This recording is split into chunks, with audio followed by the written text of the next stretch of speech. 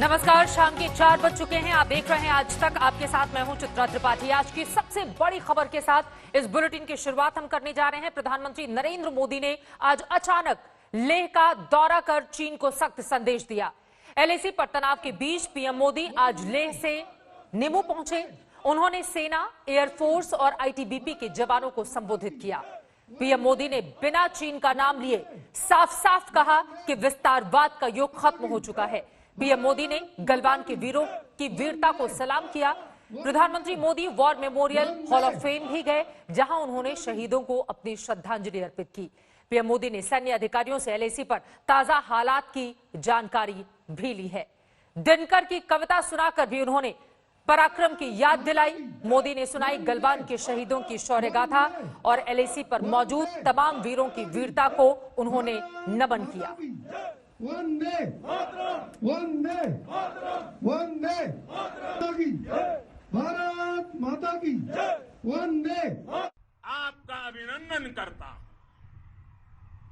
मैं गलवान घाटी में शहीद हुए अपने वीर जवानों को भी पुनः श्रद्धांजलि अर्पित करता हूं।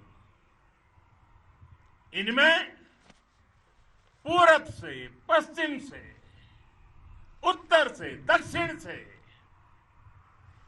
देश के हर कोने के वीर अपना शौर्य दिखाते थे। उनके पराक्रम, उनके सिंहनाद से धरती अब भी उनका जयकारा कर रही है।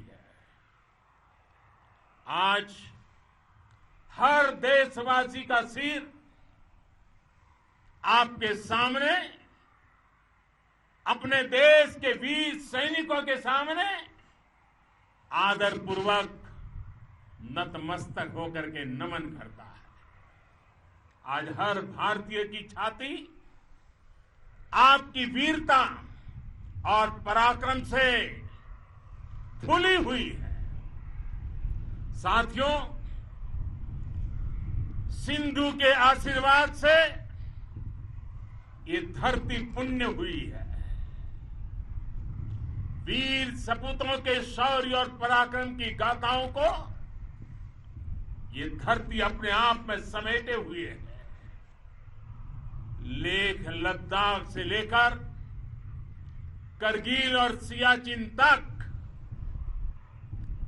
रेजांगला की बर्फीली चोटियां से लेकर गलवान घाटी के ठंडे पानी की धारा तक, हर चोटी, हर पहाड़, हर जर्रा जर्रा, हर कंकड़, पत्थर भारतीय सैनिकों के पराक्रम की गवाही देते हैं। 14 कोर की जांबाजी के किस्से तो हर तरफ है। दुनिया ने आपका अदम्य साहस देखा है, जाना है। आपकी शौर्य गाथाएं घर घर में गूंज रही है।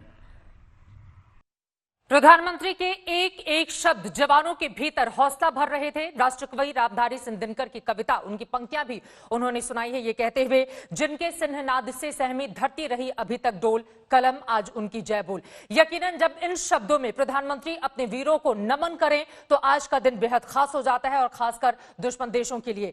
इसी पर बातचीत करने के लिए खास मेहमान हमारे साथ जुड़ चुके हैं। उनका तारुफ आपसे करवा देती हूं।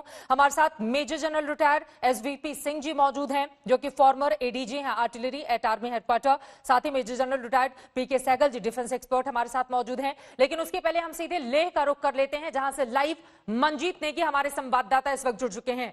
मंजीत, प्रधानमंत्री के एक एक शब्द ने जवानों के भीतर जोश भर दिया होगा, यकीनन जिस तरह की तस्वीरें इस वक्त भी हमारे दर्शक लगातार देख रहे हैं।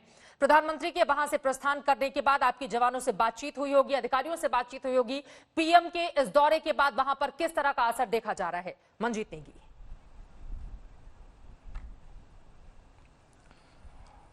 चित्रा, युद्ध घोष से पहले जिस तरह से जवानों को मोटिवेट किया जाता है, उनका हौसला बढ़ाया जाता है, कुछ इसी तरह का नज़ारा यहाँ पर लद्दाख में था जब प्रधानमंत्री फॉरवर्ड पोस्ट पर पहुंचे और उन्होंने जवानों को संबोधित किया।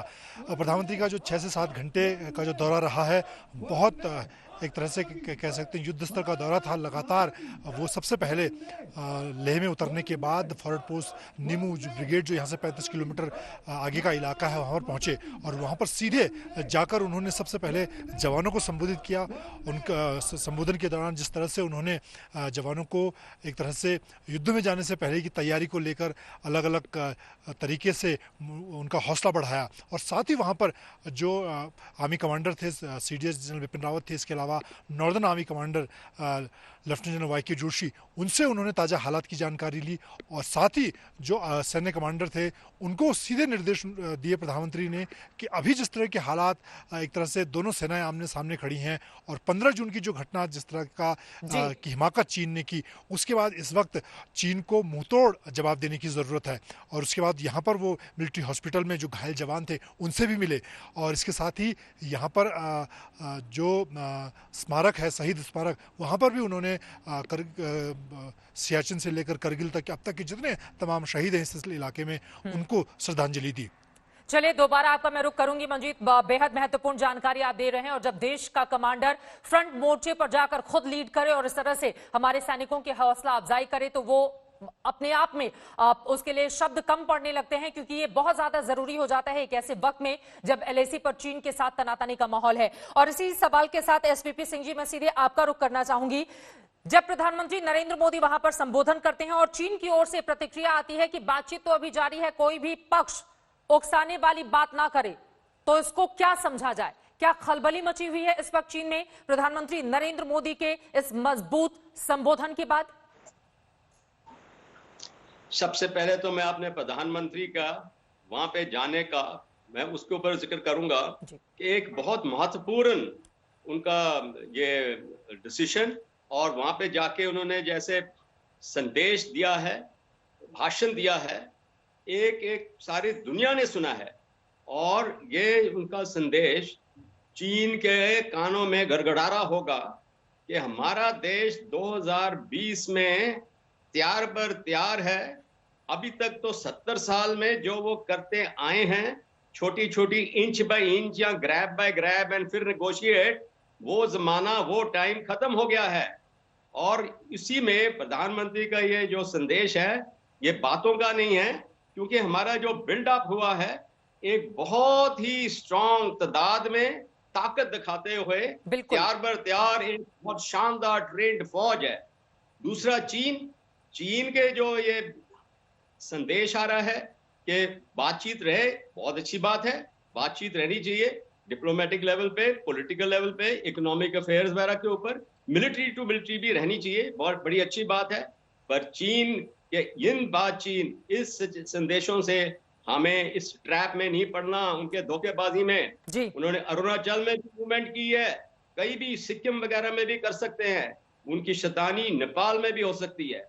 हमारे देश को तैयार बर तैयार सुरक्षा और सर्विलेंस, पूरी इंटेलिजेंस का भी मेल मिलाप करते हुए जैसे हमारे हथियार अभी आ रहे हैं, इस पे हमारा गार्ड अभी लोअर नहीं होना चाहिए।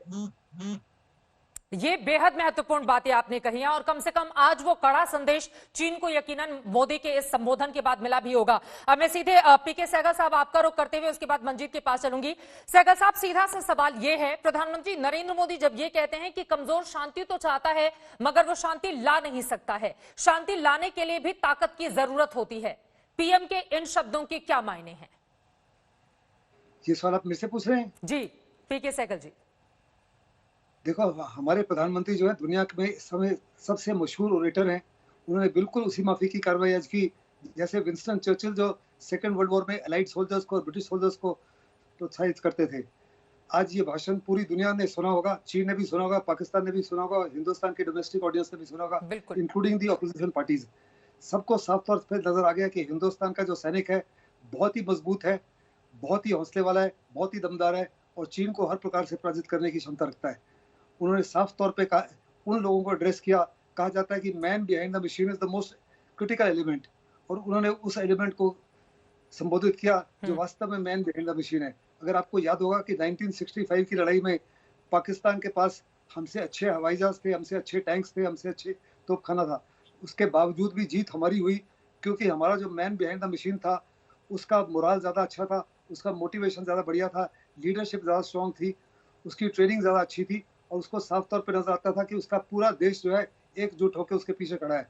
आज प्रधानमंत्री ने यही उसको साफ तौर पे कहा कि बेटे आपके पीछे 135 देश के नागरिक आपके पीछे खड़े हैं। बिल्कुल। हर एक को आपके ऊपर भरोसा है, हर एक को आपके ऊपर विश्वास है, हर एक को आपकी क्षमता के ऊपर एक किस्म से बिल्कुल, उनके साहस को भी हमको सलाम विश्वास है। करते हुए पीएम नजर आए और साहस को लेकर अलग अलग शब्दों के जरिए उनके हौसलों की जमकर तारीफ की है जो सरहद पर इस वक्त हमारे सैनिकों की तैनाती है। एक बार फिर से मनजीत का हम रुख कर लेते हैं। मनजीत, जब विस्तारवाद पर सीधा सीधा हमला बोलते हैं प्रधानमंत्री नरेंद्र मोदी और कहते हैं कि ये युग तो विकासवाद का है, विस्तारवाद का नहीं है, और विस्तारवादी शक्तियों का इतिहास क्या रहा है हम सब ने देखा है कि किस तरह से वो कोशिशों में लगी होती हैं लेकिन अंत में वो खत्म हो जाती हैं। चीन को समझ में आ गया होगा कि प्रधानमंत्री क्या कहना चाहते हैं। अपनी विस्तारवादी मानसिकता को चीन अब पीछे करे, यही वक्त की जरूरत है। मंजीत,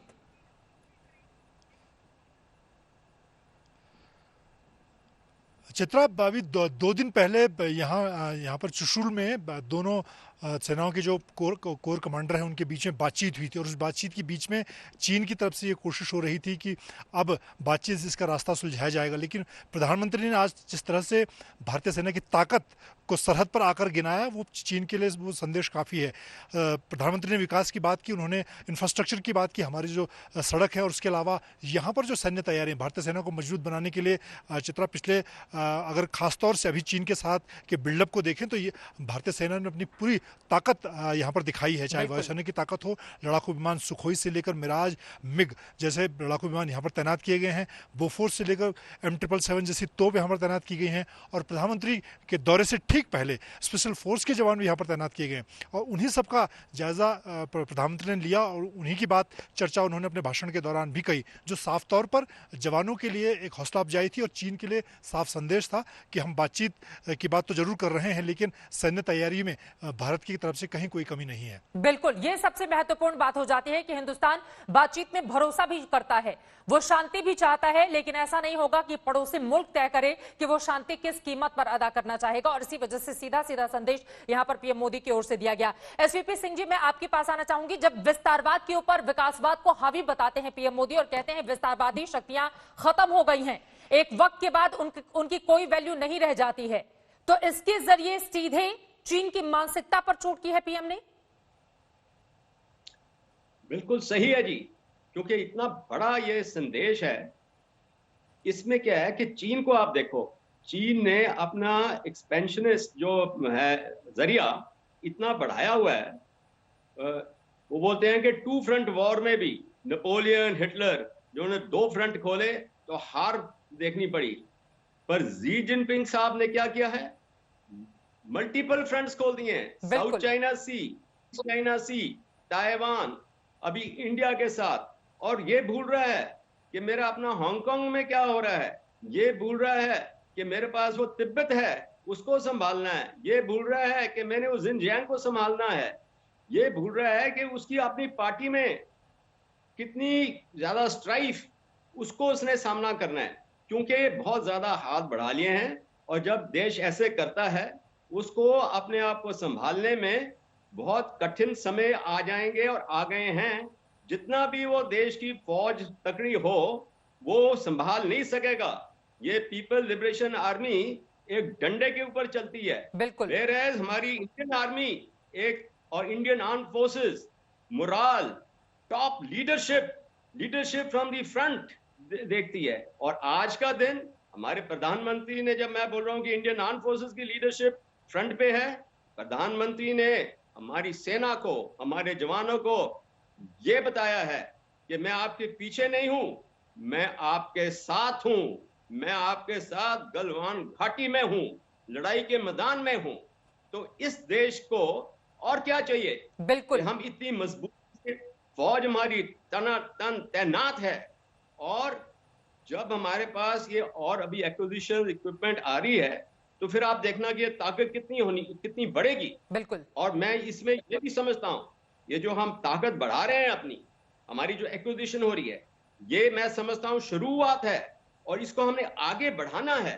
जो हम कैपेबिलिटी डिजायर्ड है, हमारी कैपेबिलिटी चाहते हैं, उसको हमने अचीव करना है। बिल्कुल। उसके हमने अभी नहीं रुकना, हमने उसके ऊपर स्लो डाउन नहीं होना है। जितना भी खर्चा हो, देशवासियों को बाकी कठिनाइयां सामने आती हैं, सामना करना पड़ेगा। और लगातार कई दिनों से इस तरह की कोशिशें भी हम देख रहे हैं, चाहे फ्रांस से संबंधों की बात हो, रशिया से संबंधों की बात हो, अमेरिका के साथ भी जिस तरह से हमारी बातचीत जारी है, हमारी तैयारी भी उसी के हिसाब से हो रही है। सहगल जी, अब मैं सीधे आपके पास आना चाहूंगी। दरअसल प्रधानमंत्री नरेंद्र मोदी के ऊपर बार बार विपक्ष ये सवाल भी पूछ रहा था कि कई दौर की बातचीत शी जिनपिंग के साथ उनकी हो चुकी है, चाहे 2019 में मल्लपुरम की बात हो, उसके पहले हमने देखा था चीन के वुहान में दोनों की मुलाकात हुई थी, और जब से वो प्रधानमंत्री बने तब से आपस में द्विपक्षीय वार्ता भी कई दौर की हो चुकी। लेकिन उसके बावजूद चीन ने इस तरह की हरकत की 15 जून की रात, जो हम सब ने देखा था। आज उन्होंने भगवान कृष्ण का उदाहरण देते हुए कहा कि देखिए, वो बांसुरी वादक हैं, हम उन्हें नमन करते हैं, तो सुदर्शनधारी चक्र को भी नहीं भूलना चाहिए। इसके जरिए भी एक बड़ा मैसेज दिया गया है चीन को। सहगल साहब, देखो, मैं 2-3 चीजें बोलना चाहूंगा। एक तो पहले सवाल का आज उन्होंने बोला, उसका सही प्रकार से जवाब नहीं मिला। उन्होंने साफ तौर पे चीन को कहा है, बिना नाम लिए, कि जो एक्सपेंशनिज्म का एरा है, विस्तारवादी का एरा है, वो खत्म हो चुका है। बिल्कुल। और जो देश ऐसी नीतियों में बिलीव करते हैं, वो आज दुनिया के लिए पीस, स्टेबिलिटी और ट्रैंक्विलिटी के लिए सबसे बड़ा खतरा है, और दुनिया को एकजुट होकर इस खतरे के साथ निपटना होगा। दूसरा, उन्होंने कहा, हमने पूरी कोशिश की है चीन के साथ अच्छे ताल्लुकात तैयार करने के लिए। जब से प्रधानमंत्री बने, पूरी कोशिश रही है उनके साथ, चीन के साथ ताल्लुकात इंप्रूव किया जाए। लेकिन उसके बावजूद भी चीन ने उनकी हमारी तमाम सेंसिटिविटी को, हमारी सिक्योरिटी को, हर एक चीज को हमेशा नजरअंदाज किया है और गलत नाजायज फायदा उठाता रहा है। लेकिन आज समय आ गया है कि हम साफ तौर पर उसको बताना चाहते हैं कि हम इसको अभी बर्दाश्त नहीं करेंगे। कूटनीति की वजह से आज हिंदुस्तान के रिश्ते नाते सारे देशों के साथ इतने बढ़िया हैं कि अमेरिका आपके साथ खड़ा हुआ है, फ्रांस आपके साथ खड़ा हुआ है, जर्मनी आपके साथ खड़ा है, इसराइल आपके साथ खड़ा है। यहाँ तक कि रशिया, जिसके ऊपर चीन डिपेंडेंट कर रहा था, रशिया ने भी कहा है कि वो 1 साल पहले ही आपको S-400 डिलीवर कर देगा और बाकी जितना भी सामान चाहिए आपको दे देगा। यानी दूसरे लफ्जों में रशिया ने भी चीन को क्लियर शब्दों में कह दिया है कि ऐसे समय में वो चीन के साथ नहीं खड़ा हो सकता। और एशियान के जितने भी देश हैं, 10 के 10 देश जो है बाय देमसेल्फ तो कमजोर थे, लेकिन हिंदुस्तान की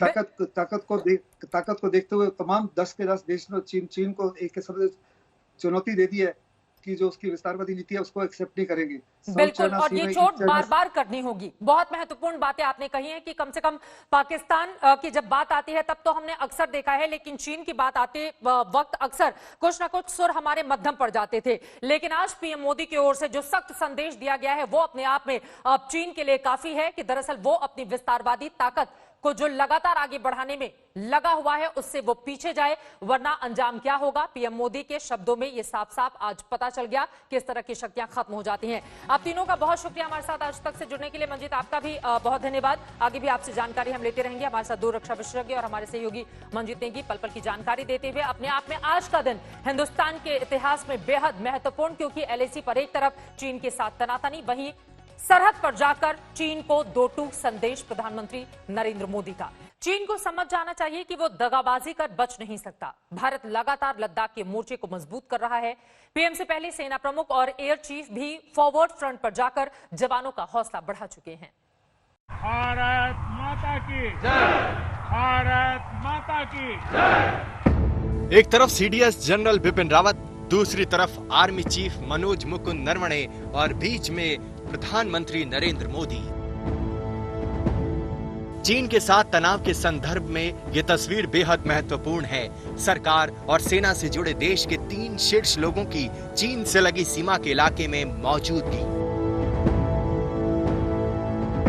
LAC पर तनातनी के बीच इस सरप्राइज दौरे से पहले ही चीन की घेराबंदी शुरू हो चुकी थी।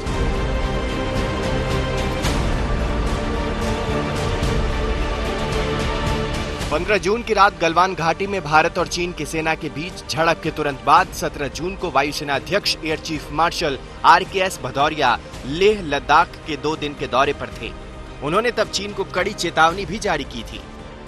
In spite of unacceptable Chinese action after agreements reached during military talks, and resultant loss of life. All efforts are underway to ensure that the current situation at LAC is resolved peacefully.